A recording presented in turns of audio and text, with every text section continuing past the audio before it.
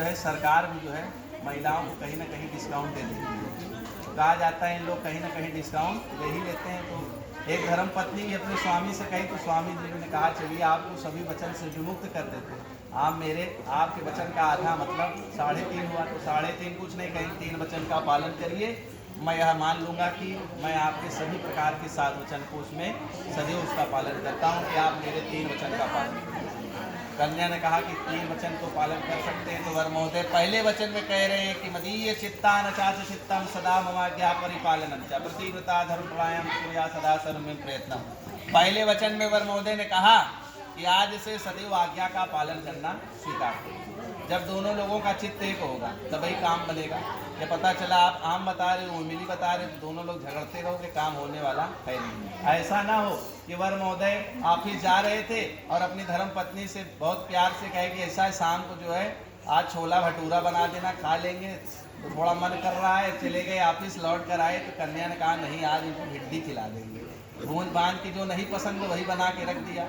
तो इससे क्या होता है, जब आज्ञा का पालन नहीं होता है तो कहा जाता है कि क्रोध जन्म ले लेता है। और अगर आप दोनों के बीच में क्रोध है तो समझ लीजिए जीवन आगे बढ़ने वाला है। तो क्रोध जहाँ जन्म लेता है वो जीवन खराब हो जाता है। इसीलिए अपने जीवन में आज्ञा का पालन करिए और क्रोध का त्याग करिए। पहला वचन वर महोदय ने कहा। दूसरे वचन में कहे पीड़ा शरीर संस्कारम समाजोत्सव दर्शनम हास्यम गृहयानम चात्रे सिद्धृत का, कि श्रृंगार करने का कितना भी श्रृंगार करिए, लेकिन कन्याओं को श्रृंगार सिर्फ अपने स्वामी के लिए ही प्राप्त होता है, क्योंकि यहीं से श्रृंगार का सब कुछ प्राप्त होता है। तो कहते हैं इसी मंडप पर जब श्रृंगार प्राप्त होता है तो सिर्फ स्वामी के लिए, श्रृंगार किसी और को दिखाने के लिए है ही नहीं। तो वर महोदय कह रहे हैं आप श्रृंगार करिए कितना भी, लेकिन हम आपके साथ उपस्थित रहें, तभी आप उस श्रृंगार को करके कहीं जाइए। कहा जाता है कितना भी श्रृंगार करिए, किसी से भी हंसी मजाक करिए, लेकिन अपने स्वामी की उपस्थिति होनी चाहिए। और कहा जाता है किसी भी प्रकार की श्रृंगार करके समाज उत्सव में जाइए, निमंत्रण में जाइए, लेकिन स्वामी कह रहे हैं कि हमारा उसमें आदेश होना चाहिए, या मैं तो साथ हूँ या तो मेरा आदेश हो कि आप वहाँ पर जाइए। बिना स्वामी की आज्ञा लिए बहुत श्रृंगार कर लेना, किसी के सम्मुख जाकर बहुत हंसी मजाक करना, स्वामी को पता नहीं, और कहा जाता है किसी निमंत्रण में पहुंच जाना, ये सब अनुचित बताया गया है। तो इसका त्याग करिए, तभी वर महोदय कहते हैं कि मैं आपके वचनों का अभिमान रख रहा हूँ। तीसरा कह रहे हैं कि उद्याने मद्यपाने राजद्वारे पिताग्रहे आज्ञा बिना कर्तव्यम सदा ममाज्ञा परिपालनम चार, कि 4 स्थानों का त्याग करना होता है कन्याओं को। उसी मंडप स्थल पर या स्वीकृति देनी होती है कि 4 स्थान पर नहीं जाएंगे। जिस 4 स्थान से कहा जाता है कि बार उस स्थान पर जाने से सम्मान कमी होती है। तो पहला स्थान है उद्यान, मतलब सुनसान मार्ग। कन्या को कोई कितना भी जरूरी काम है, अगर मार्ग सुनसान है, कन्या अकेले है और रात्रि का समय है, तो कन्या को उस काम को त्यागना होगा। उस मार्ग पर जाने की आवश्यकता ही नहीं। जो मार्ग सुनसान है, कोई व्यक्ति ही नहीं, आप भी अकेले हो, कैसे मार्ग पर जाओगे, किसी प्रकार की घटना हो जाएगी तो उसका कारण क्या होगा, इसलिए ऐसे मार्ग का त्याग करें।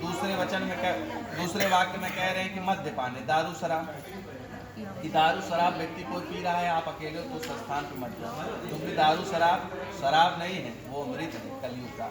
और इसको पीने के बाद व्यक्ति अपने आप में भगवान बन जाता है। कि आप भगवान को देखना हो तो जो व्यक्ति अमृत पिया उसी के पास चले जाइए, क्योंकि वो किसी को पहचान नहीं पाता, न अपने परिवार को पहचान पा रहा है, न रिश्तों में मर्यादा को नहीं जान पा रहा है, और अधिक अगर 2-3 बोतल ज़्यादा हो गई तो फिर आशीर्वाद भी देने लगता है। कि कुछ भी बोलोगे तो तुरंत अपने मुख से आशीर्वाद देना शुरू कर देगा। तो अपने आप वो एक अलग तरह का भगवान होता है। तो ऐसे व्यक्ति के पास जाना भी ठीक नहीं, जो मर्यादा ही नहीं रखता, तो उसके पास भाई जो सम्मान नहीं करता उसके पास जाने कोई अवसर। राजद द्वारे कोई ऐसा न कार्य करिए कि राजा के द्वार मतलब कोर्ट कचहरी जाना पड़े, जहाँ एक आदमी आदेश करे बाकी सब लोग सुने, तो ऐसा कार्य कोर्ट कचहरी में होता है, तो ऐसा कार्य न करिए, वहाँ जाना पड़े। और पिताग्रह, कि कन्यादान के उपरांत कन्या को अपने घर आने के लिए भी आज्ञा लेनी पड़ती है, कि अगर आज्ञा उपरांत ही ये अपने घर को आ सकती है। बिना आज्ञा के आपको स्वयं इनको 2 दिन अपने घर खुद ही भेज देना चाहिए, एक भैया दूज और एक रक्षाबंधन। और किसी प्रकार की अगर आपातकालीन परिस्थिति आ जाए, घर में कोई ऐसी परिस्थिति आ जाए कि कन्या को आना ही आना है, तब कन्या को यह छूट है कि वो बिना आज्ञा के भी आपके घर आ सकती है। किसी की मान लीजिए बहुत तबीयत खराब हो गई, आप हैं नहीं, कहीं चले गए, कोई है ही नहीं आज्ञा लेने वाला, तब कन्या आपकी आज्ञा का इंतजार नहीं करेगी। ऐसी परिस्थितियाँ जो विषम परिस्थितियाँ होती हैं, उस परिस्थितियों में कन्या बिना आज्ञा के भी अपने घर की प्रस्थान कर सकती है। लेकिन उसके अतिरिक्त यदि कन्या को अपने घर आकर रहना है तो आज्ञा लेकर ही अपने घर को आना होगा। यदि कन्या को यह वाक्य स्वीकार है तो स्वस्थ बोलिए, सीधा कर दिया।